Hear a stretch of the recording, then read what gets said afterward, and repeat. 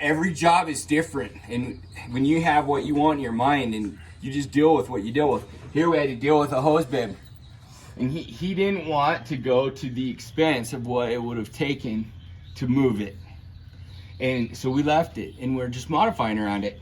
So he's got the little dropper here that was always there, so that'll still make it easy to connect, and he can reach it really easy from the top and turn it on and off, and then just make sure it's disconnected in the winter time. And then he can mount, he got lots of room out here to mount a hose and do whatever he wants without having to come underneath the deck. Even though this is an easy one to come underneath compared to some, it's not too bad. Look, between the joists I can almost stand up. Our span is what we need to talk about. So here we go. Corey's got it all laid out, ready to do his cuts. Put just some scrap underneath the stringer so that his saw will cut my table up. Cut. Yeah, we don't want to cut the table, that next stringer or whatever you're cutting on.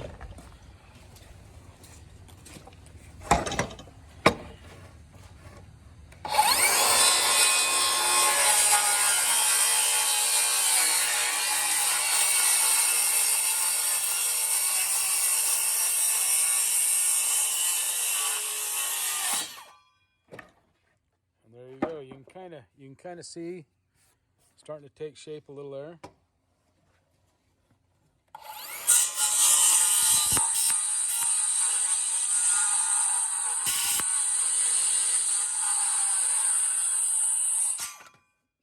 Notches for the green board. Yep. It's gonna sit on concrete. Yeah. So if you notice that little notch, they're going to put a piece of pressure treated lumber green board that will actually. This will attach to the concrete, and then they will attach the stringer to that because this won't rot.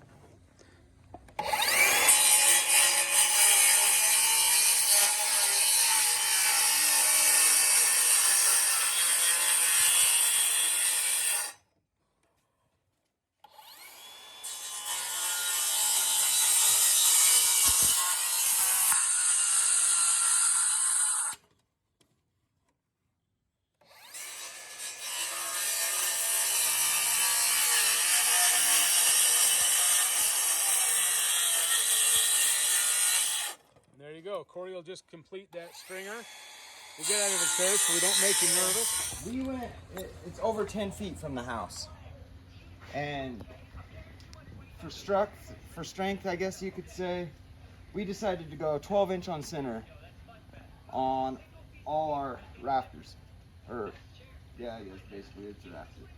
And so some people we found out it's a lot more strong to run anchor point to beam from ledger board rather than sit on top of it. Some people will cantilever over, but the span is what's really important, because if you get up there now, you can bounce around. There's no wiggle in that deck, because my boss here decided, as a genius as he is, we went 12-inch on center. It's smart. It really is. Like, there's no wiggle, there's no bow, it's locked in, everything's hangered. It's just strong that way. Yeah, so if you notice when we were under there, you could see how tight these floor joists really are. That's only 12 inches in between them. Sometimes standard is 16. Walls sometimes will do 24. But because of the span, like he was saying, that's why they went this close to give added strength. Close to 12 feet total. Just slight, maybe a hair under, but with the overhang just over. So one thing that makes this deck uncommon is he would wanted a roof over the top of it. Like Dave said, this is going to be a living space, outdoor living space. So, most 99% of the decks you see, it's just a deck with railing for people to hang out on. This one's got an actual roof they built into it. What's absolutely going to happen on a job like this, just prepare yourself, Jimmy. But you got 2 ceiling fans going out here. I hope he puts those big fans in. Matter of fact, I think they're called big ass fans online. They're huge. He didn't quite go for it. But you got a fan up there that it's not a matter of when, something's gonna hit it. Have fun with it. Like we used to play tennis ball down at BYU. Yep. And what was it? Fan ball. You throw tennis balls up in the ceiling fan. If you got hit, you were out, Oh yeah, we had balls flying. and it hurt. Like Chuck said, this is kind of uncommon. Not many people invest, but it's something that's fun.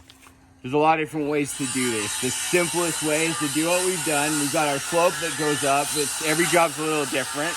We got a 312 pitch on the main. We ended up with a 1. That's a good span. We kept away from flue pipes that came up, but it is what it is. Just down from that. Otherwise, it had to go through the roof. Another process. It was 112 is enough. Got the TPO roof. It's attached with your ledger board across. That your roof sits on that.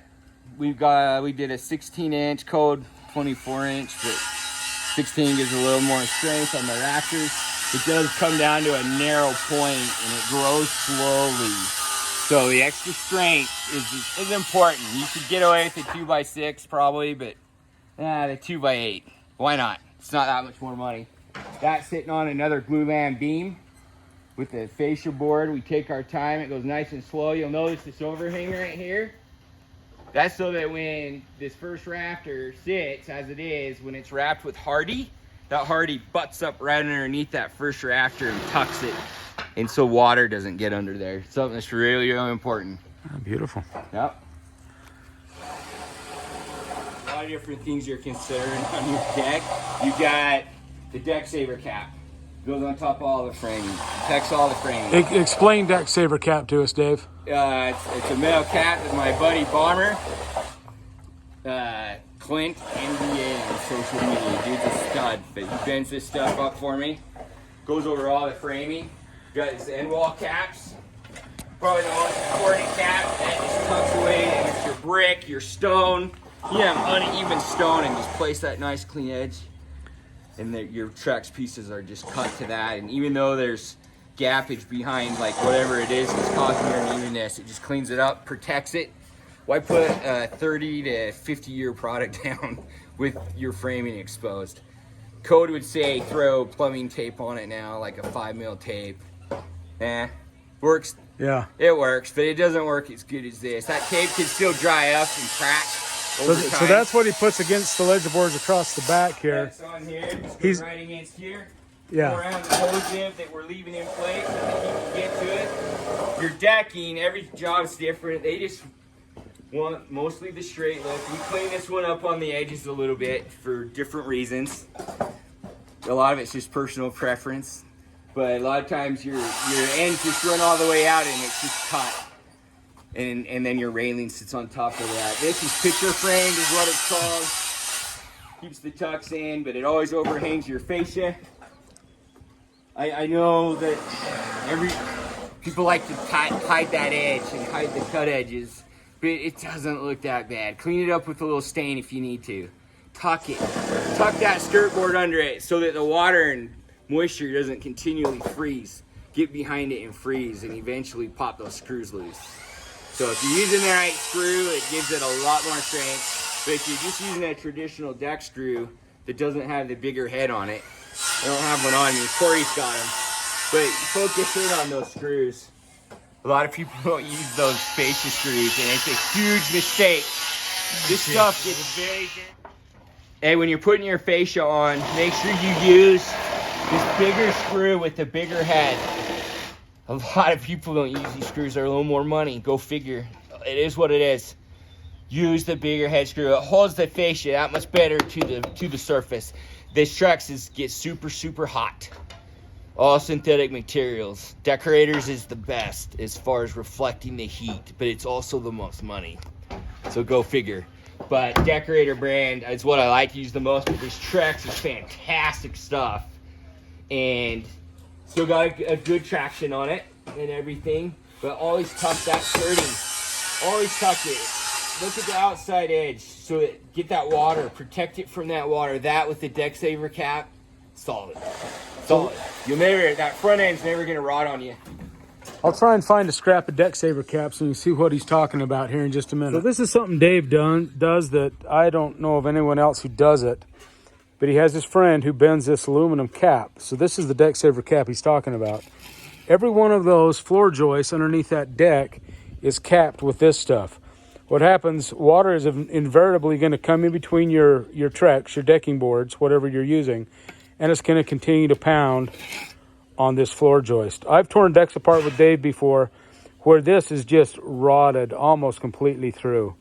If you're going to go to the expense of putting the good, good hardy material Your beam wrap. for decking, If you're really worried about it leaking, you always overlapping where you need to. And Yeah. You put a little squirt Yeah. of silicone on there. yep, overlap if you need to add pieces. Anyway, this is where decks will fail. That Trex is going to last your lifetime, but it's the structure underneath that he's talking about. So pretty ingenious little method he's got here to protect that. And then this is also, they've got a wider for these glue lambs beams that you see here. Well, not that one, but the ones he's standing on. Same thing, it's protected. Water's never gonna sit on top of that wood ever, and it'll last your lifetime. Probably your kids too. You'll notice anytime you're on a job with Dave, there's gonna be two things always laying around. Number one is elk jerky that was ethically harvested from the Utah mountains, painstakingly taken care of it and made into this delicious jerky that he always has a bag of in his truck, and also his Mountain Max mix bars that we've actually debuted these on our channel a few videos ago. But this is a very tasty energy bar that is always here, and they are addicting. One bite. So he's got these pouches that are resealable, right? And the idea being is you only eat part of this bar and then you put the rest back in and eat it, save it for later. I've never had that problem. A Mountain Max bar never lasts long enough to be put back into the pouch. They're awesome. Anyway, always on Dave's job site, you're going to see these two things.